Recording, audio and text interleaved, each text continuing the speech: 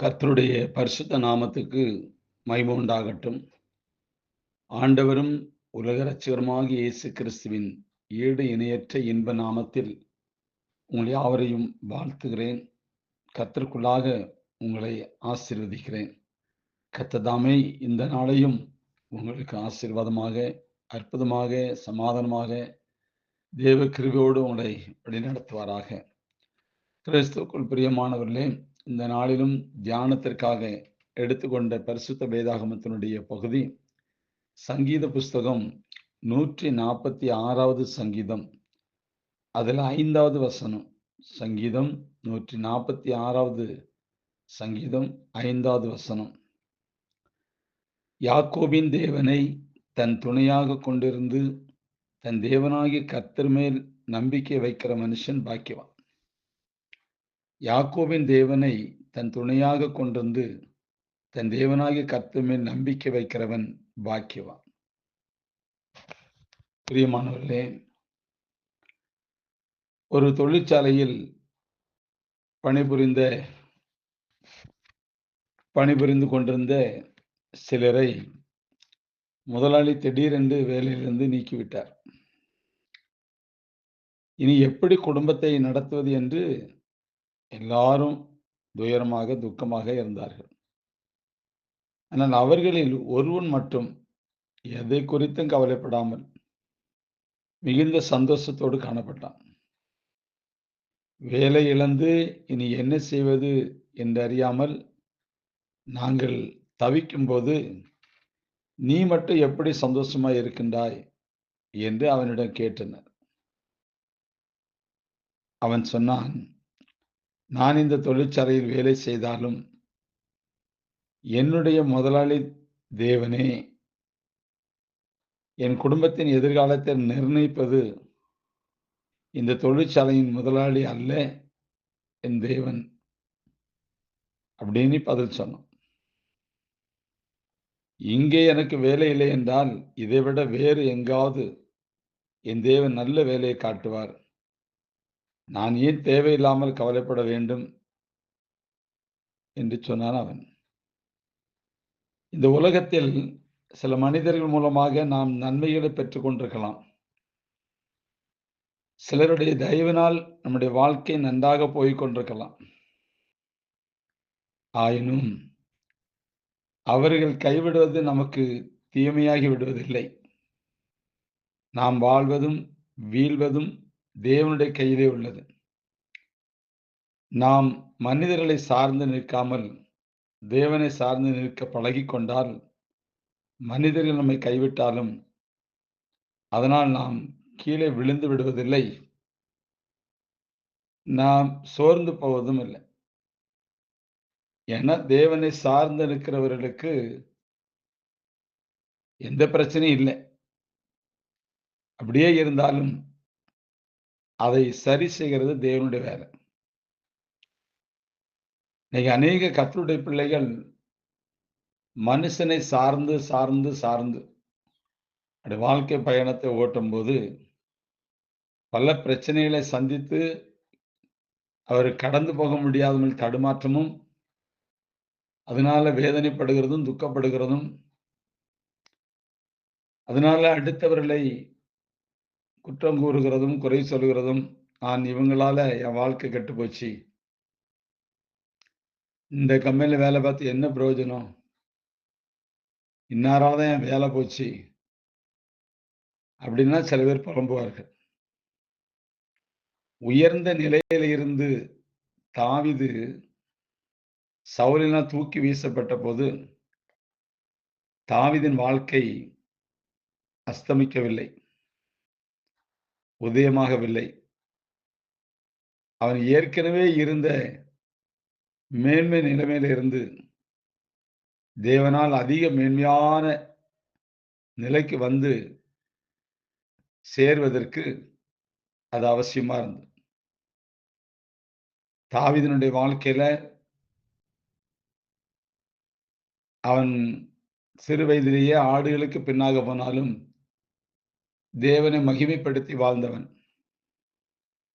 அந்த ஆட்டு மந்தையிலிருந்து அவனை தூக்கி ராஜாவுக்கு முன்பாக கொண்டு வந்து கோலியாத்தை முறியடித்து அது நிமித்தம் அவன் உயர்த்தப்பட்டான். ஆனாலும் அந்த உயர்வில் அவன் நிலைத்திருக்க முடியல. ஏண்டா சவுலால உயர்த்தப்பட்டது ஒரு பக்கம். அதனால தாவீதின் மேல காய்மரமாய் சவுல் பார்த்தபோது தாவீது பல நேரங்கள்ல தன் உயிருக்கு கூட கேரண்டி இல்லாதபடி ஓட வேண்டிய ஒரு சூழ்நிலையில் வந்தது. தாவீதை ஓட ஓட ஓட விட்டு சவுல் துரத்துறான். எந்த சவுல் அவனை மேல தூக்கி வச்சானோ அதே சவுல். ஆனா தாவீது அதை குறித்து சோர்ந்து போகவே இல்லை. அவன் தன் தேவனாகிய கர்த்தர் மேல் நம்பிக்கை வைத்திருந்தான். கர்த்தரும் அவனோடு கூட இருந்தார். குறிப்பிட்ட காலம் வரும்போது சவுலுடைய காலத்துக்கு பின்பாக கர்த்தர் அவனை யூதாவுக்கும் இஸ்ரவேலுக்கும் ராஜாவாக அவனை அமர்த்தினார். ஏன்னா அவன் தேவனை சார்ந்திருந்தான். அதே போலதான் போத்திபாரின் வீட்டிலிருந்து குப்பை போல தூக்கி எறியப்பட்ட யோசேப்பு குப்பை கூடையில் அல்ல, தேவனால் கோபுரத்திற்கு கொண்டு போகப்பட்டான். ஒருவேளை அவன் யோசேப்பு தேவனை சார்ந்து நின்றதுனால எந்த பாவத்துக்கும் இடம் கொடாதபடி, யாருக்கும் எதிர்த்து நிற்காதபடி, எல்லாவற்றையும் சகித்து தேவனை சார்ந்து நின்றதுனால அவனுக்குள்ள சகிப்புத்தன்மைகள் வந்தது. சொந்த தகப்பன் பேசும்போதும், சகோதரர்கள் குழியில தூக்கி போடும் போதும், குழியிலிருந்து எடுத்து இஸ்மவேல் இடத்தில் விட்டு போட்ட போதும், இஸ்மவேலர்கள் போர்த்திபார் வீட்டில் விட்ட போதும், போர்த்திபார் வீட்டில் வந்த சோதனையில அவன் தன் வஸ்திரத்தை விட்டு ஓடினதும், சிறைச்சாலையில் அடைக்கப்பட்டதும், சிறைச்சாலையில் இருந்து அவன் பார்வோனுக்கு அடுத்த ஸ்தானத்தில் அமர்ந்ததும், ஏன் இவங்க தேவனை சார்ந்திருந்து இதெல்லாம் அனுபவிக்கணுமா? நிச்சயமாகவே அனுபவிக்கணும். அது ஒரு நாள் தேவன் அதை மறக்க மாட்டார். தேவனை சார்ந்திருந்த கர்த்தருடைய பிள்ளைகளுடைய வாழ்க்கையை ஒருபோதும் தேவன் மறக்க மாட்டார். அதனால பிரியமானவர்களே, ரட்சிக்கப்பட்ட தேவ பிள்ளைகள் தேவனை சார்ந்துதான் இருக்கணும். மனுஷனை சார்ந்து இருந்துடக்கூடாது. இந்த உலகத்தை சார்ந்து இருந்துடக்கூடாது. இந்த உலகத்தில் உள்ளவைகளை சார்ந்து இருந்துடக்கூடாது.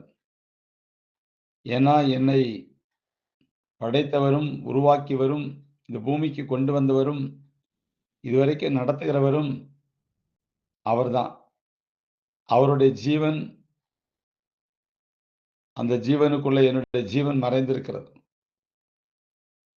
அவர் இல்லாவிட்டால் நான் இல்லை. தேவன் என்னோட கூட இருக்கிறதுனால தான் என்னுடைய அசைவுகள், என்னுடைய செயல்பாடுகள், என்னுடைய பேச்சுகள், வார்த்தைகள் எல்லாமே அவர்தான். சில பிள்ளைகள் பார்த்தீங்கன்னா, கல்யாணம் முடிஞ்சதுக்கு அப்புறம் எப்படி முதல்ல அம்மாவை சார்ந்திருந்தாலும் அப்படியே இருப்பாங்க. சில பேர் அப்பாவை சார்ந்திருந்தா அப்பா மாதிரியே இருப்பாங்க. அப்ப அந்த குடும்பத்துல என்ன பிரச்சனை வரும்? பிளவுகளும் பிரிவினைகளும் வரும். எப்போதுமே கர்த்தருடைய சித்தம் இன்னதென்று, கட்டளை இன்னதென்று, பிறப்பிக்கப்பட்ட கட்டளைக்கு கீழ்ப்படிந்து தேவனை சார்ந்து குடும்பத்தை கொண்டு போகணும். தேவனை சார்ந்து குடும்பத்தை கொண்டு போகணும். கணவன் மனைவியை சார்ந்து, மனைவி கணவனை சார்ந்து, 2 பேரும் இறைவனை சார்ந்து, பிள்ளைகளை கர்த்தரை சார்ந்து அப்படிதான் கொண்டு போகணும். எனக்கு யாருமே அவசியம் இல்லை அப்படின்னு சொல்ல முடியும். ஏன்டா கணவன் மனைவியுடைய உறவுகளை தேவன் தான் இணைத்திருக்கிறார். 2 பேரும் இணைந்து இசைந்து தேவனை சார்ந்து வாழ்வதுதான் முக்கியம். பிள்ளைகளை அவ்வழியில் நடத்துவது மிக மிக அவசியம். அநேக குடும்பங்கள்ல இப்படி இல்லை. தேவனை சார்ந்த அந்த குடும்பங்கள் இல்லை.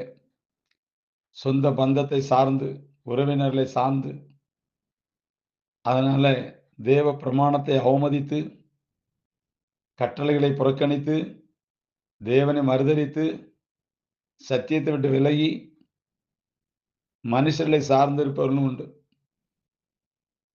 அது தேவனுக்கு சித்தமானதல்ல, தேவனுக்கு பிரியமானதல்ல. தேவனை சார்ந்து தனித்திருக்கிறது வேற.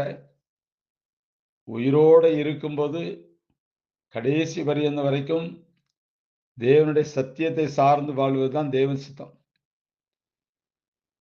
யாரை சார்ந்து நம் வாழ்க்கை வாழ்கிறோம் என்கிற ஒரு கேள்வியை மனதில் வைக்க வேண்டும். யாக்கோபின் தேவனை தன் துணையாய் கொண்டிருந்து தன் தேவனாகிய கர்த்தரில் நம்பிக்கை வைக்கிற மனுஷன் பாக்கியவான். உண்மைதான். ஆனா அதே இடத்துல ஒரு தனித்து இருந்தாலும் தேவனை சார்ந்தா இருக்கணும். அதே தனித்து இருக்கிறதுக்கு தேவன் இன்னொரு பகுதியில இணைந்ததுக்கு அப்புறம், இசைந்ததுக்கு அப்புறம், ஒருமனப்பட்டதுக்கு அப்புறம், குடும்பமாய் அமைக்கப்பட்ட பிறகும் அந்த குடும்பம் தேவனை சார்ந்து வாழ வேண்டும். தேவனை சார்ந்து வாழ்கிறவர்களுக்கு எந்த வேதனையும் இல்லை. அன்பார்ந்தவர்களே, நாம் யாரை சார்ந்து வாழ்கிறோம்? நாம் யாரை சார்ந்து நிற்கிறோம்? இதை நாம் கவனத்தில் கொள்ள வேண்டும். நம்முடைய கண்களுக்கு முன்பாக நிறுத்தி, அதை சரி செய்ய, சீர் செய்ய வேண்டும். கர்த்தர் அதை அப்படி விரும்புகிறார். அதனால தனித்திருக்கிற நாட்கள்ல தேவனை சார்ந்து தான், குடும்பமாய் அமைக்கப்பட்டதுக்கு அப்புறம் தேவனை சார்ந்து தான், கடைசி மரணம் வரைக்கும் தேவனை சார்ந்து தான். இல்லைன்னா மனிதர்கள் விடுவார்கள். அக்கா, தங்கச்சிலாம் கைவிடுவார்கள். அண்ணன், தம்பி கைவிடுவார்கள். மாமன், மச்சான்லாம் கைவிடுவார்கள். எந்த மனிதனையும் சார்ந்து தனித்து நிற்கக்கூடாது. இறைவனை சார்ந்து இறை சித்தத்தை நிறைவேற்றுவதே தேவ சித்தமா இருக்குது. அதனால யாரை சார்ந்து வாழ்கிறோம் என்பதை மனதில் உறுதிப்படுத்திக் கொண்டு அதை சரி செய்து வாழ்வோம். கர்த்தர் தாமே இந்த நாளிலும் உங்களை ஆசீர்வதிப்பாராக. சமாதானத்தோடு தேவன் உங்களை நடத்துவாராக. ஆமென். God bless you.